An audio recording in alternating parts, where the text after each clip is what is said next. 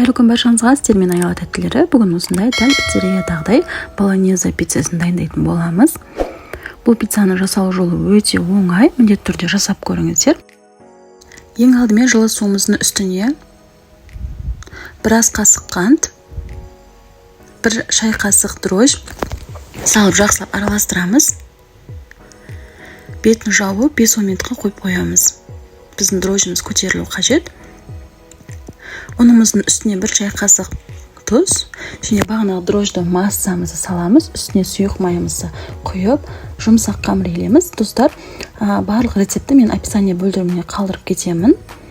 Дәл сол рецептпен жасаңыздар. Ұн артық май қоспаңыздар. Біздің қамырымыз дәл осылай жұмсақ қамыр болу керек. Осы қамырымызды 2 бөлікке бөлеміз. Бұл қамырдан бізде 2 пицца шығады. Алдын ала 2 бөлікке бөліп, бетін пакетикпен жауып қоямыз. Жарты сағатқа қойсаңыздар жеткілікті. Біздің қамырымыз жарты сағатта көтеріледі. Бұл жерде ең басты ескере кететін жағдай, дрожждардың свежий болу керек. Тұрып қалған срок өткен дрожж жарамайды. Бетін жауып, жарты сағатқа қойып қоямыз. Енді начинкасын дайындайтын боламыз. Ол үшін бізге майсыз фарш қажет. Майсыз фаршымызды жақсылап қуырып аламыз. Үстіне майдалап туырылған пиязымызды салып, екеуін жақсылап қуырамыз.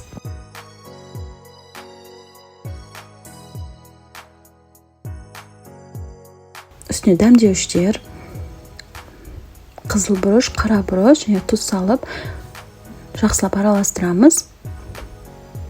Және бір шай қасық паприка салсаңыздар, дәмі ерекше болады. Осы етімізді жақсылап жұмсарғанша қуырып аламыз.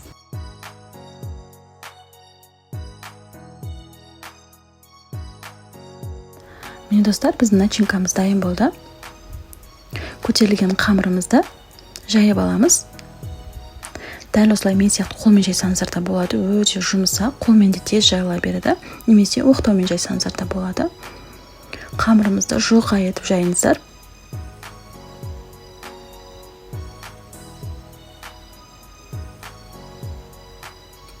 Жиырма 28-30 дециметрде пісірсеңіздер болады, немесе одан да үлкен тавада пісіре берсеңіздер де болады. Біздің пиццамыздың қалыңдығы дәл видеодағыдай болу қажет. Үстіне майонез,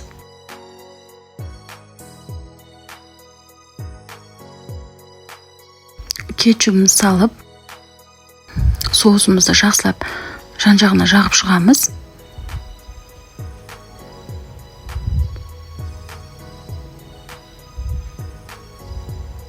Дәл осылай біркелкі етіп жайып шығыңыздар. Үстіне бағанағы қуырылған фаршымызды салып шығамыз. Негізі достар, біз бұл жерде фаршымыз 2 пиццаға жетеді.